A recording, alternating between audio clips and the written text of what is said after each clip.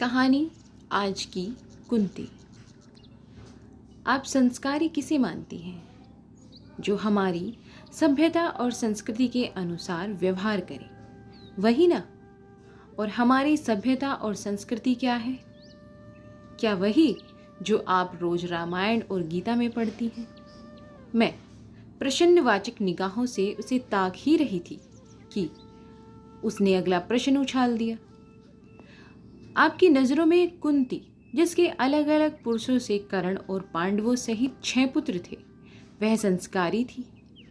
आपकी नजरों में द्रौपदी, जिसके 5 पति थे, वह संस्कारी थी। तो फिर मैं असंस्कारी क्यों? नई अध्यापिका ऋतु आज फिर देरी से आई थी। हस्ताक्षर के लिए मैंने कमरे में घुसते ही वही सफाई देना शुरू हो गई थी। मैं क्या करूं? अकेली हूं, घर बाहर सब। मैंने उसे बीच में ही टोक दिया था। आप नई हैं, इसलिए शायद अभी से स्कूल के नियम कायदे नहीं जानती। घर परिवार की बातें करने की यहाँ बिल्कुल मनाही है। मेरे सख्त रवैये से वह एकदम सक पका गई थी। जी, मैं यहीं स्कूल के आसपास कमरा ढूंढ रही हूँ ताकि समय पर पहुँच सकूँ। वह जल्दी जल्दी हस्ताक्षर कर जाने लगी तो मैंने कुछ सोचकर पूछा, उसे फिर रोक दिया। छुट्टी के बाद मिलकर जाना। वह स्वीकृति में सिर हिलाकर चली गई। मैं तो आगामी रूपरेखा बनाने लगी। मैं 1 BHK फ्लैट के लिए यह उपयुक्त किराएदार रहेगी। स्कूल के पास भी है, खाली फर्निशन, फ्लैट की अच्छी देखभाल भी हो जाएगी।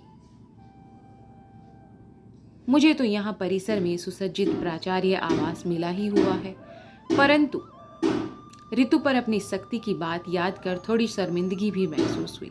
पर क्या करूं? जिंदगी में 2 बार धोखा खा लेने के बाद घर परिवार आदि से विश्वास सा उठ गया था।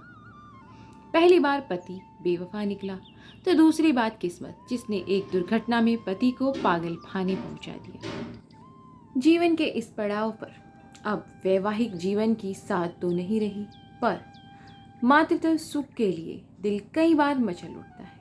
कोई मेरे घाव ने कुरेद डाले, इसलिए मैंने स्टाफ को काम और घर परिवार को अलग अलग रखने की सख्त हिदायत दे रखी थी। छुट्टी के बाद ऋतु डरते डरते मेरे पास आई तो मैंने उसे अपने इरादे से अवगत करा दिया। वह बच्चों की तरह किलक उठी, मैम, आपसे तो मेरी समस्या चुटकियों में हल कर डाली। लोग ऐसे ही आपको हिटलर और जाने क्या क्या पुकारते हैं। वह अपनी ही धुन में बोल गई तो फिर जीभ काट ली। उसकी बचकानी हरकत पर मेरे चेहरे पर मुस्कुराहट आ गई। जानती हूँ, खैर, यह चाबी ले जाओ और मकान देख लो। जैसे कि उम्मीद थी, ऋतु को मकान पहली ही नज़र में पसंद आ गया था। उसने झटपट शिफ्ट भी कर लिया। अपने स्वभाव के अनुरूप मैं अब उसे काम भी बता सकती थी और अपने काम की बातें भी कर सकती थी। उसके शिफ्ट होने के बाद तो मैंने फ्लैट की तरफ झांका भी नहीं। ऋतु बंधा बंधाया किराया मेरे अकाउंट में जमा कर देती थी। इधर कुछ दिनों से वह आकस्मिक अवकाश ज़्यादा लेने लगी थी। कभी तबीयत खराब होने के नाम पर आधी छुट्टी भी ले लेती थी। फिर मैंने उसके पेट पर हल्का उभार महसूस किया, जिसे वह बड़ी सफाई से दुपट्टे या शॉल में छुपा लेती थी। तो क्या वह विवाहित है? पर उसने तो कहा था मैं अकेली हूँ। अच्छा, यहाँ अकेली ही रहती हो कि पति कहीं और नौकरी करते होंगे? उत्सुकता के बावजूद अपने ही उसूलों के कारण मैं उससे या किसी और से इस बारे में पूछ भी नहीं सकती थी। मेरा शक सही था। कुछ महीनों बाद की वह लंबी छुट्टी पर चली गई और लौट तो आई, उभार गायब था। शायद खुद ही माँ बनने की मिठाई खा ली हो, या वो मुझे चुपचाप से कुछ बताकर फिर से मिठाई खिला दे। सोचकर मैं शांत बनी रही, पर ऐसा कुछ भी नहीं था। वह एकदम सामान्य थी, मानो कुछ हुआ ही न हो। साल बीते फिर मुझे गर्भवती होने पर शक हुआ और इस बार कुछ महीनों बाद वह फिर से लंबी छुट्टियों पर चली गई। उसे छुट्टियों की कोई परवाह नहीं थी। सवैतनिक अवकाश खत्म हो जाने पर वह अवैतनिक अवकाश लेने में बिल्कुल भी संकोच नहीं करती थी। इस बार भी वह भरा भरा शरीर लेकर लौटी, मानो प्रसूति के बाद सेहत बनाकर लौटी हो। चुपके चुपके शायद अपने सहकर्मियों को भी पार्टी दी हो, पर मैं नहीं जानती थी कि मेरे स्वभाव को भली भांति जानने वाले मेरे सामने ऐसी कोई बात करेंगे। पार्टी में बुलाना तो दूर की बात थी, दिवाली पर मैंने अपने फ्लैट का रंग रोगन करवाया तो भुगतान के पूर्व एक बार जाकर देख आने की ज़रूरत महसूस हुई। इस बहाने शायद ऋतु के बच्चों आदि से भी मिलने की ख्वाहिश मन में थी पूरी हो जाए। पर यहाँ भी निराशा ही हाथ लगी। घर में बच्चे तो क्या, उनका कोई चिन्ह तक नहीं था, न कपड़े न खिलौने। ज़रूर अपनी नानी दादी के पास रहते होंगे, पर कोई तस्वीर तो हो। ठेकेदार के साथ खड़े खड़े ही मैं पूरे घर का निरीक्षण कराई। ऋतु ने औपचारिकतावश चाय के लिए अवश्य पूछा, पर मुझे रोककर बिठाने बतियाने में उसकी कोई दिलचस्पी नजर नहीं आई। अपने कठोर व्यवहार के कारण मैंने खुद ही तो अपने को सबसे काट रखा था, इसलिए किसी से कोई अपेक्षा रखने का हक भी नहीं था मुझे। आश्चर्य तो तब हुआ जब ऋतु ने आकर मुझे बताया कि महीनों बाद भर वह मकान खाली करने वाली है। आप चाहे तो दूसरा किराएदार देख ले, नहीं तो मैं लाऊं। हमारे स्टाफ के ही एक सदस्य तैयार हैं। हो जाएगा, कोई बड़ी समस्या नहीं है। पर तुम कहाँ जा रही हो? ऋतु ने झिझकते हुए अपना शादी का कार्ड पकड़ाया तो मैं आश्चर्यचकित हो गई। मैं अब अपने होने वाले पति के शहर में ही नौकरी खोज लूंगी। आप शादी में जरूर आइएगा, मुझे बड़ी खुशी होगी। ऋतु तो टेबल पर कार्ड रखकर चली गई, लेकिन मैं देर तक प्रश्नों के भंवरजाल में उलझी रही। क्या ऋतु दूसरी शादी कर रही है? बच्चे किसके पास रहेंगे? पहले पति का क्या हुआ? अपने एकाकी स्वभाव पर आज मुझे बहुत गुस्सा आ रहा था। किसी से आगे बढ़कर पूछ भी नहीं सकती। शादी तो तुम दूसरे शहर में थी, जिसमें मैं अपने सम्मिलित नहीं हुई, पर अपने ही शहर में उसके सहकर्मी और दोस्तों को जो छुट्टी सी पार्टी दी थी उन्होंने, उसमें मैं शामिल हुई। सुदर्शन गरिमा में व्यक्ति वाले अपने पति के पास नववधु के श्रृंगार में खड़ी ऋतु बहुत सुंदर लग रही थी। उसने घर परिवार वालों के अतिशय उत्साह को देखकर कहीं भी ऐसा नहीं लग रहा था कि यह उनकी या उनमें से किसी को भी दूसरी शादी है। तब तरफ नजरें दौड़ाने के बाद भी मुझे दोनों छोटे बच्चे कहीं भी नजर नहीं आए। ऋतु ने अपनी माँ से मिलवाया। पापा ने तो नया नया बिजनेस शुरू किया था, इसलिए आ ही नहीं पाए। आप माँ से मिल लिए? माँ ये मेरी प्रिंसिपल है, जिनके मकान में हम रह रहे हैं और जिन्होंने हमेशा मेरी मदद की है। उसकी माँ गौर से मुझे देख रही थी। तुम प्रज्ञा हो, निर्मला की छोटी बहन। मैं अचकचा गई थी। उन्हें गौर से देखने पर खुशी के मारे मेरी भी चीख निकल गई। विनीता दीदी। उन्होंने आगे बढ़कर मुझे बाहों में भर लिया। वे मेरी दीदी की सबसे अच्छी सहेली थी। वे निर्मला दीदी का हालचाल पूछने लगी। इससे पहले कि वे मेरे बारे में जानकारी ले, मैंने उन्होंने अगले दिन लंच के लिए आमंत्रित कर लिया। साथ में नवविवाहित वर वधू को तो आमंत्रित करना ही था।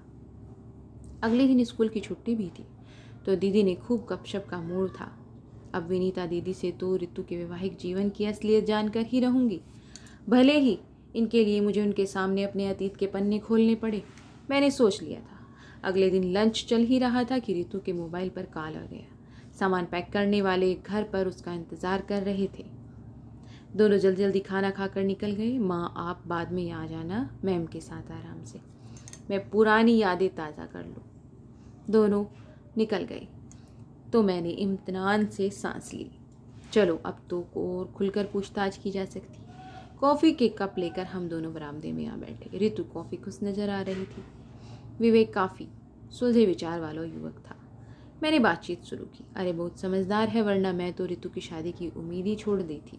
हाँ, दूसरी शादी मुश्किल तो है ही, वो भी जब पहले वाले से दो दो बच्चे हो। मैंने सहानुभूति दर्शाई। दूसरी? तुम्हें कोई गलत फहमी हुई है। ऋतु की तो पहली बार शादी हो रही है। और बच्चे? वे उसके नहीं थे। ऋतु उनकी सरोगेट मदर मात्र थी। मुझे चक्कर आने लगे थे। किसी तरह मैंने खुद को संभाला, पर ऋतु को यह सब कहने की क्या ज़रूरत थी? अब क्या बताऊं? ऋतु हमारी इकलौती संतान है। हम लोग उसकी शादी की सोच ही रहे थे कि उसके पापा को बिजनेस में ज़बरदस्त घाटा हो गया। हम लोग एक तरह से सड़क पर ही आ गए थे। ऋतु ने तुरंत नौकरी ज्वाइन कर ली और हमें धीरज बंधाने लगी कि पापा का बिजनेस शुरू करने के लिए वह जल्द ही पैसों का इंतज़ाम भी करेगी। इस बीच उसने किसी पत्रिका में सरोगेसी का विज्ञापन देख लिया और उन संपन्न निसंतान दंपत्ति के लिए बच्चा पैदा करने का फैसला लिया। तो आपको पहले से ये सब मालूम था? नहीं, मालूम होता तो हम रोक न लेते। वह तो बच्चा पैदा कर सौंप देने के बाद हासिल मोटी रकम लेकर जब उसने हमें भेजी तो हम चौंक गए, पर उसने सफाई दी कि उसको बैंक से लोन मिल गया है और उसकी दयालु प्रिंसिपल मैम ने भी उसकी काफ़ी मदद की है। वह तो उन्हीं के घर में रहती भी है। नई नौकरी के बहाने वह काफ़ी समय से हमसे मिलने भी आई थी, तो हमने उसकी बातों पर भरोसा कर लिया। पर दूसरी बार मुझे शक हो गया। कड़ी पूछताछ करने पर उसने सच्चाई उगल दी। हम दोनों ही अपना आपा खो बैठे थे। उसे कुलक्षणी, असंस्कारी, जाने क्या क्या कह डाला था। विनीता दीदी की आंखों पल की याद कर भर आई। मैंने होले से उनका हाथ सहला दिया तो उनके आगे बयां करने का हौसला आ गया। ऋतु सारे आक्षेप सुनती रही, फिर धीरे से बोली, आप संस्कारी किसे मानती हैं? जो हमारी सभ्यता और संस्कृति के अनुसार व्यवहार करे वही ना। और हमारी सभ्यता और संस्कृति क्या है? क्या वही जो आप रोज रामायण और गीता में पढ़ती हैं? मैं प्रश्नवाचक निगाहों से उसे ताक ही रही थी कि उसने सामने से दूसरा प्रश्न उछाल दिया। आपकी नज़रों में कुंती, जिसके अलग अलग पुरुषों से कर्ण और पांडव सहित 6 पुत्र थे, वह संस्कारी थी माँ? आपकी नज़रों में द्रौपदी, जिसके 5 पति थे, वह संस्कारी थी? तो फिर मैं संस्कारी क्यों? कुंती ने अलग अलग इष्ट देव की आराधना करके अलग अलग पराक्रम वाले पुत्र पैदा किए। उसके पीछे वासना नहीं, एक अच्छा ध्येय छुपा था। मैंने टोक दिया था। तो आपको क्या लगता है मैंने यह सब वासना के वशीभूत होकर किया? मैंने अपने डिंब में 9 माह तक एक भ्रूण को क्या वासना के कारण रखा? संतान के लिए तड़पते एक निसंतान दंपत्ति को माता पिता बनने का गौरव दिलवाना क्या अच्छा ध्येय नहीं था? उसने प्राप्त रकम से पापा का बिजनेस शुरू करवाना क्या अच्छा ध्येय नहीं? माँ कुंती के अनजाने में दिए गए एक आदेश से द्रौपदी 5 पुरुषों में बट गई, लेकिन मैंने द्रौपदी के लिए कहीं असंस्कार या अपवित्र शब्द नहीं सुना। वे परिस्थितियां अलग थी बेटी। आज वह सब न संभव है न व्यवहारिक है। उसके पापा ने भी उसे समझाने का प्रयास किया। मैं जानती हूँ पापा, इतिहास ने तो अक्षरश दोहराने के लिए है और न ही पूर्णतः बिसारने के लिए। इतिहास तो अक्षम पति की पत्नी का निर्योग द्वारा गर्भवती होने की इजाजत भी नहीं देता।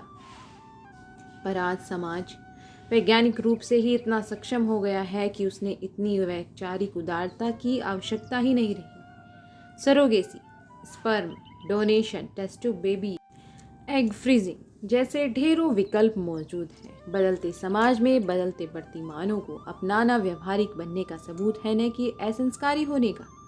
तो फिर हमसे यह सब छुपाया क्यों? क्योंकि मुझे डर था कि आप मुझे इमोशनली ब्लैकमेल कर कमज़ोर न बना दें और ऐसा करने से रोक देंगे।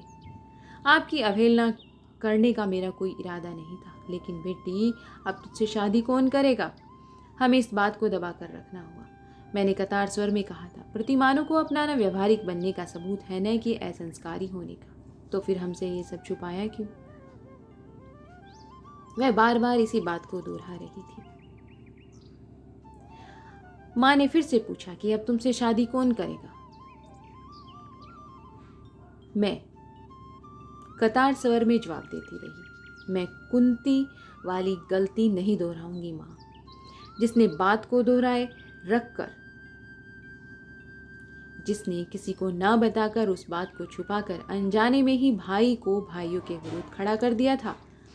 मुझे शादी करने वाले शख्स को मेरी सच्चाई के साथ स्वीकारना होगा मुझे, ऋतु ने दृढ़ता से कहा। लेकिन बेटी ऐसा शख्स मिलना बहुत मुश्किल है।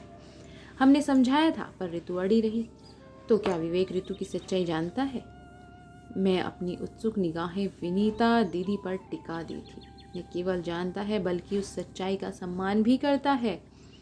वह खुद स्पर्म डोनेट करके कुछ निसंतान दंपतियों को संतान सुख दिलवा चुका है। वाह! मैंने मन ही मन उस प्रगतिशील खुली सोच वाले युगल को सलाम किया, जिसने मुझे मातृत्व सुख उठाने की नई राह सुझा दी थी। तो दोस्तों, कहानी सुनने के लिए आपका बहुत बहुत धन्यवाद। और कहानी आपको कैसी लगी हमें आप कमेंट्स में ज़रूर बताएं। अपने विचार और अपने राय ज़रूर दें। तो मिलते हैं आपको ऐसी ही नई कहानियों और नए विचारों के साथ। तब तक के लिए आप अपना और अपने परिवार का भरपूर ध्यान रखें। और हाँ, हमारे चैनल को सब्सक्राइब ज़रूर कीजिएगा। तब तक के लिए धन्यवाद।